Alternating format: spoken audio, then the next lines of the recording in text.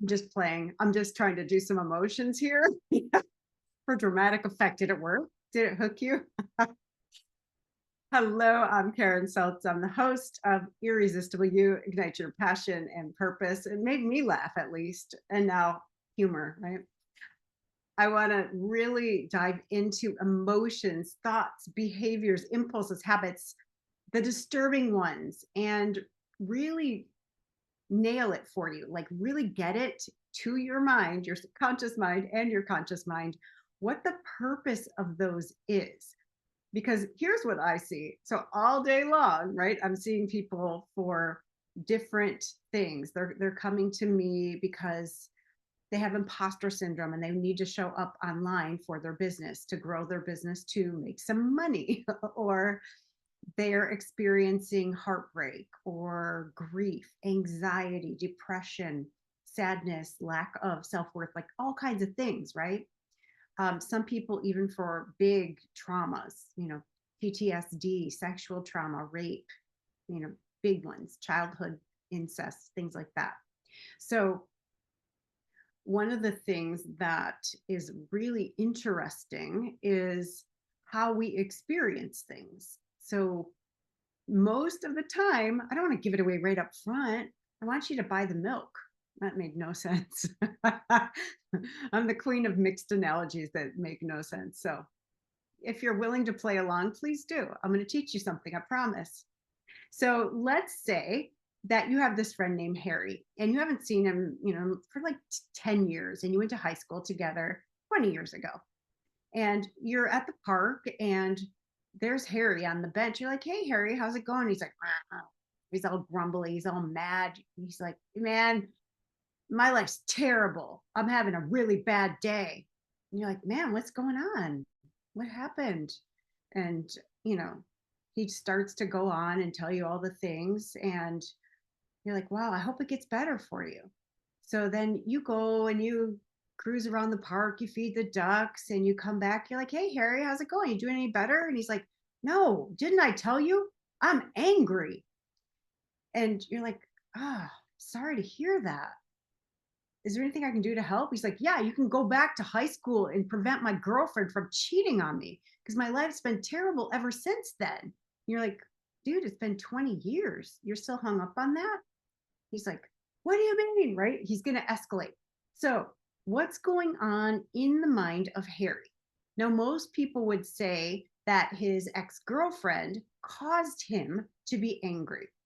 In the rapid resolution therapy world, we would say the mind of Harry, his subconscious mind, is causing that feeling of anger. Now, what's the purpose of the anger? The only purpose of a disturbing emotion that the derivatives are fear or anger, and this could be shame, guilt, resentment. Oh, I had a good session the other day I'll tell you about. So that was really cool.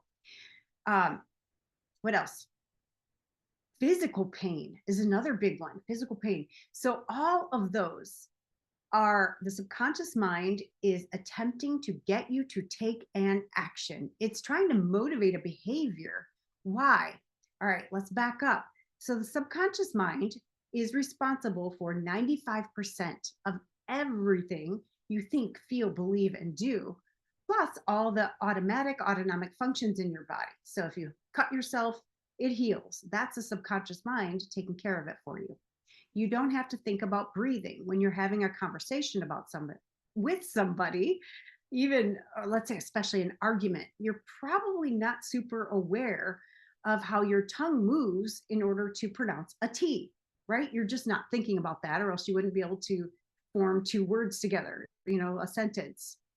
It does all those things for you. It's digesting your food, breathing, beating your heart. All the blood is pumping through your body, all the lymphatic functions. I mean, there's a ton of things going on all the time. That's all coming from the subconscious mind. Thank God. Can you imagine trying to figure that out? And oh, wait, I forgot to beat my heart. You never get anything done, right? You couldn't form a cohesive thought. So all of that is happening. When you feel something disturbing, whether it be a physical pain, an emotional pain, a thought like that shouldn't have happened, or I wish that he wouldn't have said that, or I wish I wouldn't have said that or done that. All of those things are, again, your subconscious mind attempting to get you to take an action.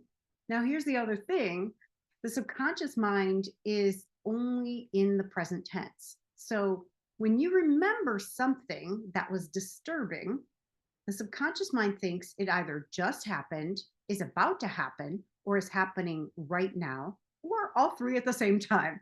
Either way is preparing you to either fight, run, or hide.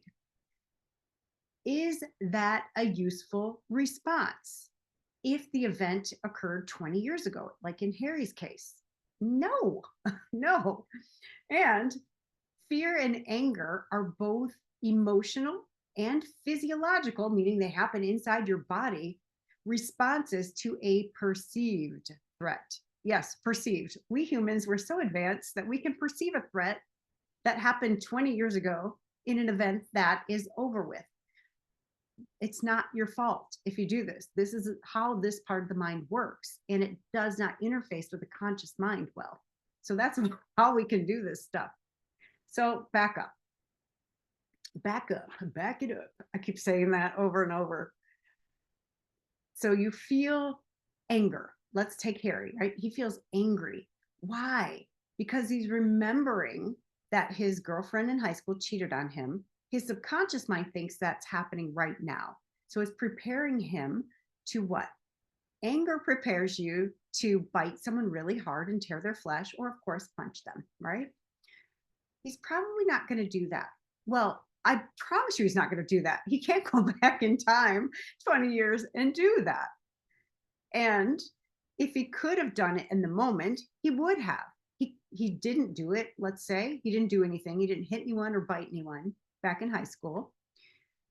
So his mind is like, if he thinks that shouldn't have happened, his mind thinks there is a possibility right now today for that thing not to have happened 20 years ago.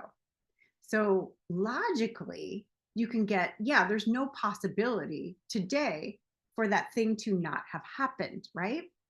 So it's really this malfunction with the primitive part of the mind. I call it primitive because it's old, and this highly functioning part that's only human beings have.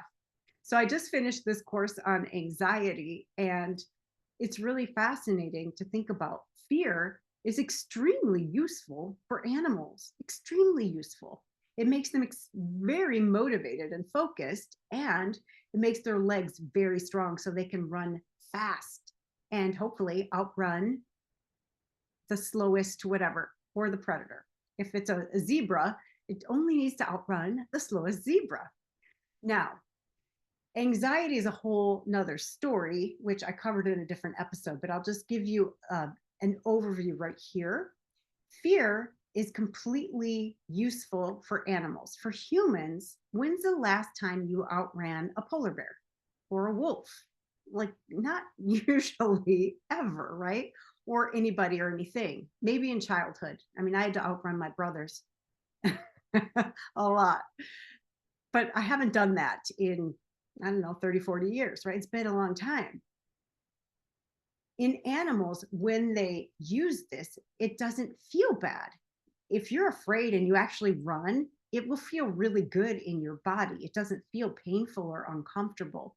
So fear produces extra strength. It's sending all your resources to your arms and legs so you can run fast, provided you run on your arms and legs. You wouldn't be very fast, but animals are, right? So because you're not running, this feels like you're getting weaker. If you have all this extra strength in your legs and arms, it feels very bizarre. And then what happens next? If you're afraid, you don't use that, you don't run, it then translates into your breathing. You start to breathe more heavily. You start to notice first the sensations that feel uncomfortable, which then start to maybe freak you out. This is how anxiety goes. So if you don't have anxiety, you probably don't experience this. But if you do, you know exactly what I'm talking about. So you feel these weird sensations. Whether you're consciously aware of it is a whole nother story. So you have these weird sensations because you have extra strength going to your legs and arms. Then your respiration, your heartbeat starts going. And then your breathing increases. When that happens, you are attempting to get more oxygen into your bloodstream. More oxygen isn't a bad thing, it's not harmful at all. Where the problem starts to come in is every time, well, almost every time you inhale, you exhale. Probably almost every time, right? Every time you exhale it, when you're doing it quickly, you're messing up the pH balance in your blood. Now, in animals, again, this is useful because it increases the acidity and it makes them not taste good. So it could be useful if you're in the ocean and a shark is about to attack you and you happen to see it.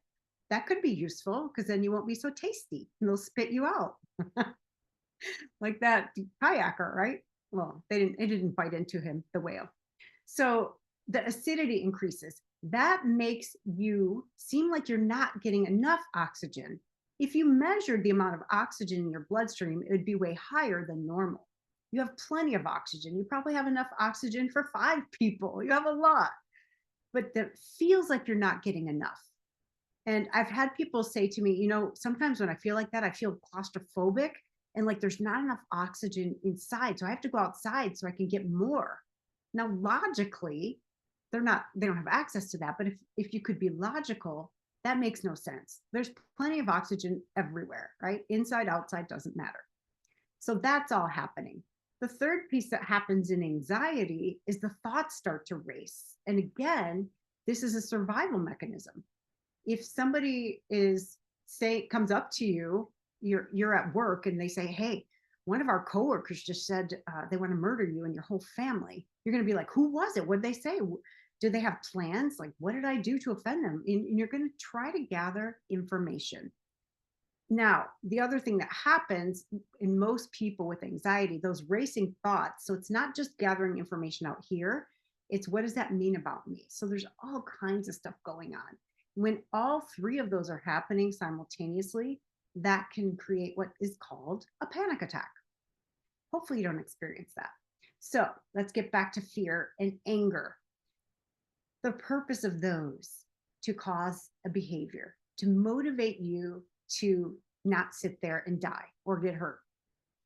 This part of the mind, the subconscious mind, is very primitive. Remember, I like to say it's as smart as a 4-year-old or as smart as a goat, the animal, a goat. Yes, not the greatest of all time, but a real live goat.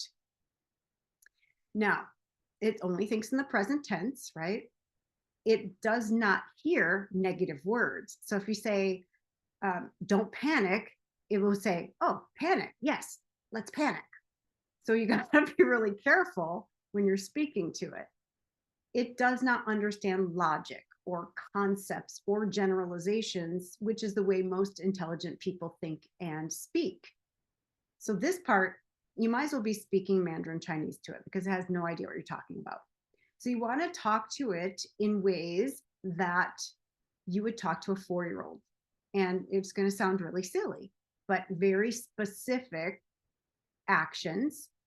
And I'm going to go into this because I like to go on sidebars. So if you want to develop a new characteristic, let's say you want to be charismatic, you want to develop charisma. Study a charismatic person. There are behaviors that they do that you can learn, right? So let's just break it down. They make eye contact with people. They smile. They listen more than they speak. They remember details about people. They remember names. So these are all things you can do. You can teach yourself to do. Yes, you can teach yourself to care about people because that's what charismatic people do. They care. They remember people's birthdays, their wives' names, their hobbies. Hey, how was that trip to Bermuda you took with your wife and your 2 kids? How'd your son do on his SAT? I know he was really worried about it.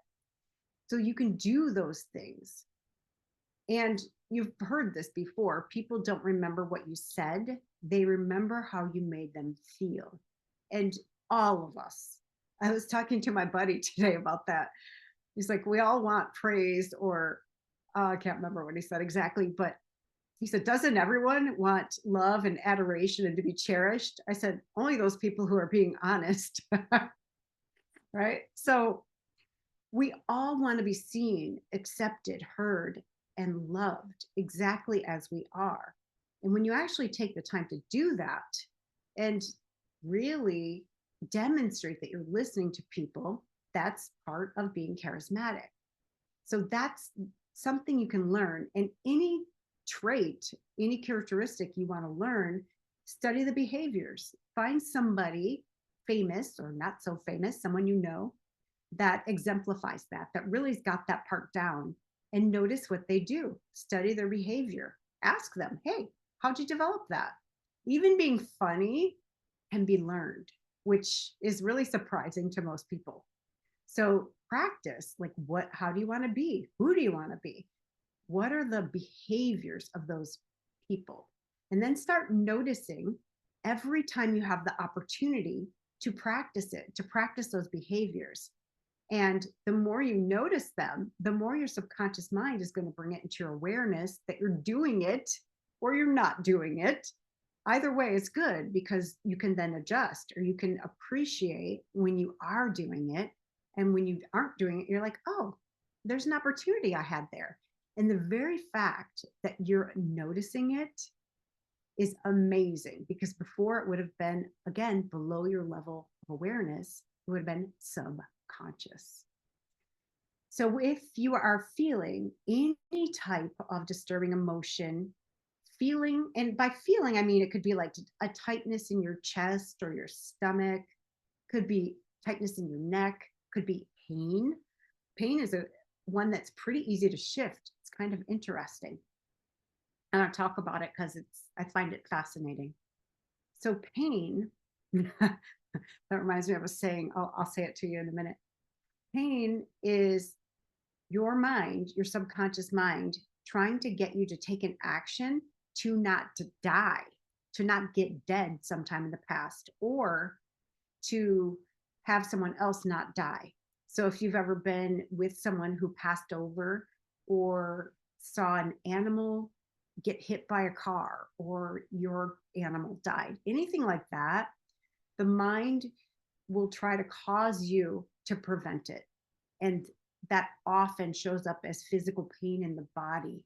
Once the mind gets that whoever that person or animal is fine now, like their spirit is fine, they're unharmed, they're better than ever, and that's over. There's nothing you can do right now to change it. Once it gets that, or if you almost died, this is a big one, somebody who's been through anything like a traumatic accident or any type of abuse where you thought, oh my gosh, I might die, this might be it for me. That's the same thing. The body will hold on to that physical pain. And I had that happen to me for a long time. I had a car accident that was a head on, and I was in intense pain for a very long time. And it finally, I finally got it resolved. But again, my mind was trying to get that accident to not happen. And I didn't know that. This was 30 years ago or something. So once it gets that you've already survived, that's the big piece. You have already survived it. There is nothing you could possibly do today. You can run in all black. You can run in oncoming traffic on the freeway at night, and you could rob a bank. You could do a bunch of heroin, and you will not die in the past. 20, 30 years ago, I promise you, you won't die. It's impossible. That I can guarantee. I guarantee a lot of things, especially that one. Once your mind gets that, there's absolutely no purpose for the pain. Your mind is not an asshole. Yes, that's the funny saying. Your mind is not an asshole. It doesn't want to cause you pain. It's not like some evil, let's see how we can mess with her today. Like, no. Your mind is only causing you pain or disturbing emotions to get you to survive something. The dysfunction is that it thinks you need to survive something now that you've already survived. Hooray, let's have a party. You've already survived it. So the best way that I have found to resolve this stuff is to do some rapid resolution therapy. It's super quick. It is really hard to logic your way out of it. Sometimes it works. Sometimes I've been able to do it. And I've told this story before. If you've heard it, tune out. So my daughter is a freshman in college. And when I dropped her off, I was absolutely fine. Up until then, people are like, aren't you freaking out? I'm a single mom. And she moved from Phoenix to Chicago. So pretty far away, several day drive or, several hour flight. And I was absolutely fine. And I was like, I'm so proud of her. I mean, she is gutsy moving across the country. She doesn't know anyone. And she got into this great school and she's got a full scholarship. So, all the logical things, right? The moment I started to drive to the airport in the rental car, I started to lose it.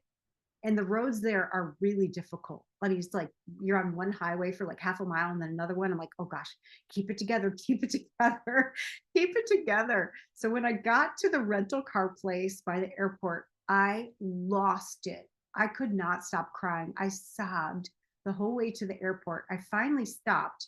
I get up to the counter and the lady's like, leaving us already? Did we do something wrong? And I'm like, I start bawling again. She's like, I'm sorry, I'm sorry. What did I say? And so I'm telling her, and she's like, oh my gosh, whatever. And then I finally get it together. I get up to the gate. I'm in line to get on the airplane, and somebody's talking to me. And again, it gets triggered, and I start sobbing. So the next day I'm at yoga class and I'm in the savasana. So I do hot yoga and we work really hard. And then we do half of it. The first half is all standing. The second half is all on the ground, on the mat. So we do a pose and then there's a 20-second savasana. And I do the pose and then I'm sobbing. And this is normal for me. Like if I'm processing difficult emotions, I'll do the pose with my composure. And then I just let myself cry. I let myself feel it. Then I stop and I do the pose. This time there was no stopping. Once it opened, I was like, my chest, nobody could see me, right? Except the instructor. But my chest is like, I mean, it was like, doing that thing. So whatever. But we're all hot and sweaty. We're all red and wet. So that part didn't matter. But this part was like, my chest was doing the thing. And at some point during that savasana, I'm like, oh, wait, Karen, you know what this is. Your mind is trying to get you to take an action. The purpose of a disturbing emotion is your mind wants you to take an action. So then I'm like, okay, what action did my mind want me to take?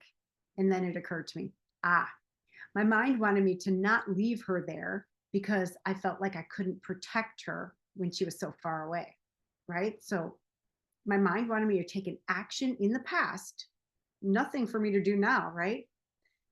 And so I logically went through it. So, was there a possibility that if she lived in Phoenix and she's downtown and I'm in my house that I could protect her? No, of course not. Like, it's ridiculous. Doesn't matter where she is. If she's not right next to me, I can't protect her. That's a myth that I made up, right?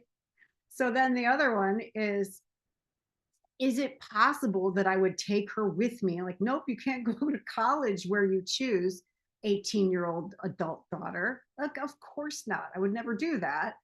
And I couldn't. Like, that wasn't up to me. She never would have gone for it. So there's all these logical things that I'm like, oh, so it couldn't have been any other way. And there's nothing for me to do now. And after that moment, it was that fast for me. I processed it in the lie down portion, the second half of a yoga class. When I got out to the car, I'm like, oh, this is interesting. I feel like completely clear. I have no sadness around it. I went back to being proud of her for being so brave. And then I did a live, all red and sweaty. And of course, whatever. I do several post hot yoga lives. So I recorded my video and off I went. I haven't had another moment of sadness about it. So you can do that. You can go and ask, like, what action is my mind trying to get me to take? And it's never in this moment. If it were in this moment and it was useful, you would be running, hiding, or fighting, or biting. Which, biting could be considered fighting in some circles. I don't know why I'm so silly tonight, but I'm having a good time. So you could do that, right? If you're feeling any type of fear, anger, guilt, frustration, resentment, ask yourself, like, what action is my subconscious mind trying to get me to take? It's not causing me pain to be a jerk. It's not. It's trying to get you to not get hurt or not die. Now, again, remember this part is not that smart, right? It's as smart as a goat or a 4-year-old. So it also reads the data the same way. Whether somebody hurt you, hurt your feelings, like, your haircut looks really stupid, or somebody actually chased you with a knife. You're going to be producing the same amount of stuff, like chemicals, chemistry in your body, strength, extra strength in your legs or arms, and your heartbeat's going to go. And it doesn't matter which one it is. That's why people going on stage, they're going to experience the same sensations as somebody who has a knife to their throat. Is the threat the same? Not at all. This part of the mind doesn't know the difference. It can't distinguish it. It thinks it's a survival threat. And obviously it's not. No one's ever died from, being on stage. I don't think. I shouldn't say that. Someone's going to write in like, here's some documentation. That's not true.